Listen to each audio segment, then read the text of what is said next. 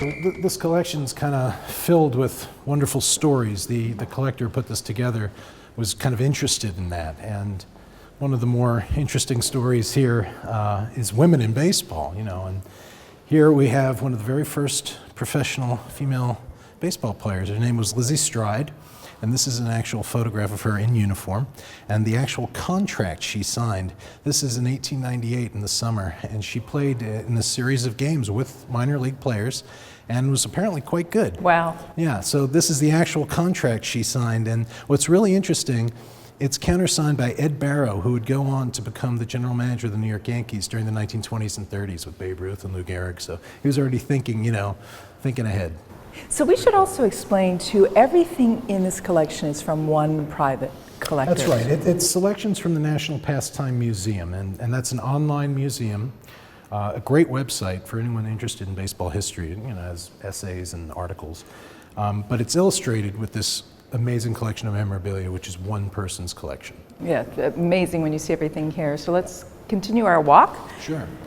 Here we have Shoeless Joe Jackson. We were just talking about him. Now, Shoeless Joe was famously illiterate, but he could sign his name. He didn't like to do it too often because it was kind of slow and hard for him to do.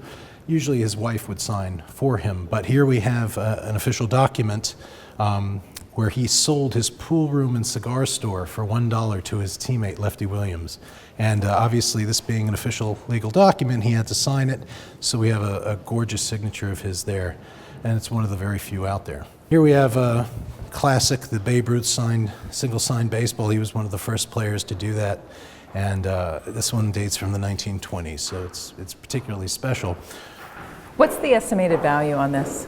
Let's see, right here, $40,000 to $60,000 on that one.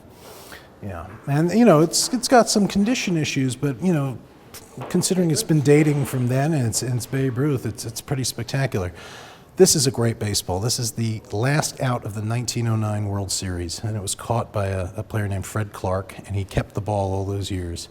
And so that's the actual ball caught for that, that last out in that championship for the Pittsburgh Pirates. This is great. This is Mike King Kelly. He was the first great matinee idol kind of superstar, baseball superstar. He was actually the first baseball player that kids would run after him after the game to get his autograph.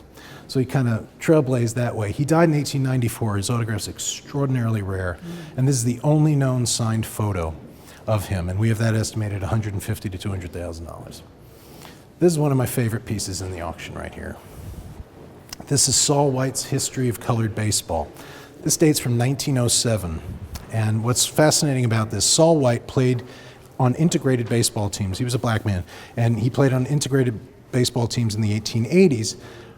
By the middle of the 1880s, this kind of unwritten rule that blacks would play with blacks and whites would play with whites sort of become instituted. He ended up playing in the Negro Leagues. He was a great player, but he was also a journalist. And in 1907, he decided to write the history of the Negro Leagues up to that point. Today, it's one of the only references we have to that history. So it was so important that he would, set all this history down for us today. This is one of maybe 5 known copies of this book. So that's pretty amazing. That is amazing, and it's a great story that should be told, too. Absolutely, yeah.